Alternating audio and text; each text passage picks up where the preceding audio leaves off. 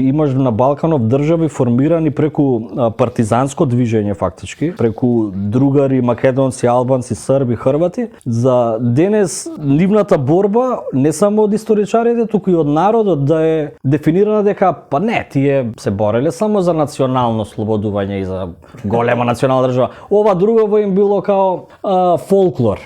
А ние викаме обратно дека тие се бореле за класно ослободување, а националното прашање и правото на самоопределување им било само една од алатките. Сега мене ми е дилемата колку се претерало со таа алатка. Народи што имале некаква си мини или голема империја.